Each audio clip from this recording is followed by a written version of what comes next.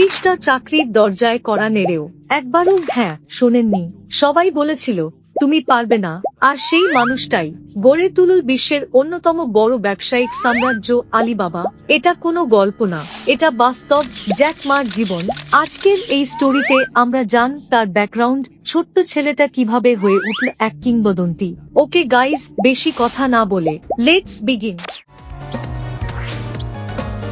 এক, জন্ম ও পরিবার।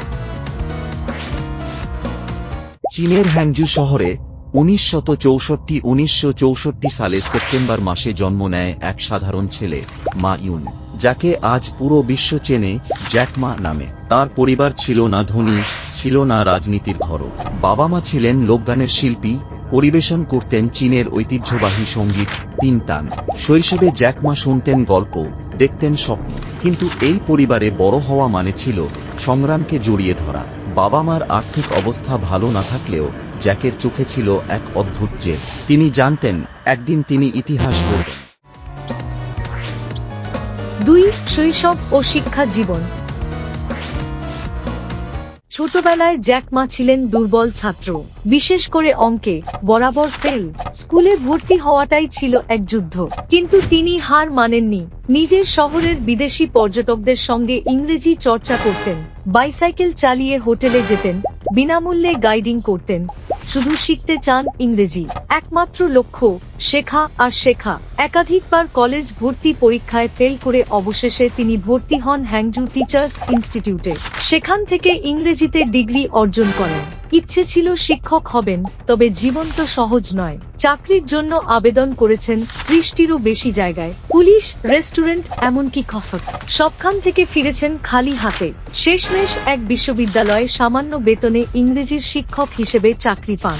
কিন্তু এই ছোট ছোট ব্যর্থতাগুলোই তাকে গড়ে তুলছিল এক বড় জয়ের জন্য। কেন বিখ্যাত এবং সাফল্য?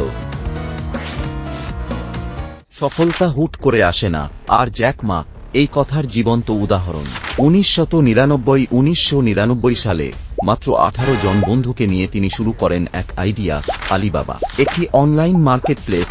এমন এক সময় যখন চীনে ইন্টারনেটই ঠিকমতো ছিল না, লোকেরা হাসছিল, বিনিয়োগকারীরা মুখ ফিরিয়ে নিচ্ছিল।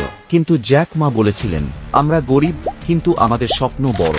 আজ আলিবাবা শুধু কোম্পানি না, এটা এক সাম্রাজ্য, যেখানে আছে e-commerce, finance, cloud computing, media, সব জায়গায় আধিপত্য।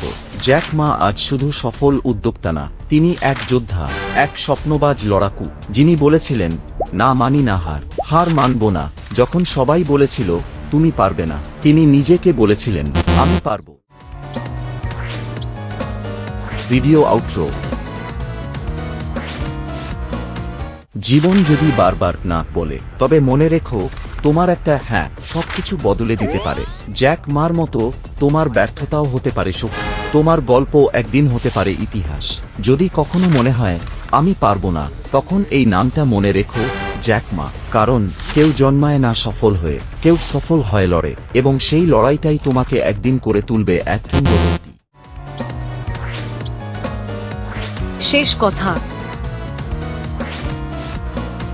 এরকম বাস্তব অনুপ্রেরণামূলক গল্প পেতে চাইলে সাবস্ক্রাইব করো আমাদের চ্যানেল, কারণ এখানে আমরা বলি সত্য গল্প, জিতে যাওয়ার গল্প।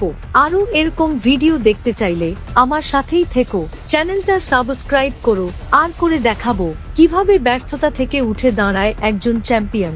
আজকে বিদায় নিচ্ছি, দেখা হবে অন্য এক গল্পে। টাটা, বাই বাই, আর হ্যাঁ, স্বপ্ন দেখো আর লড়ে যাও।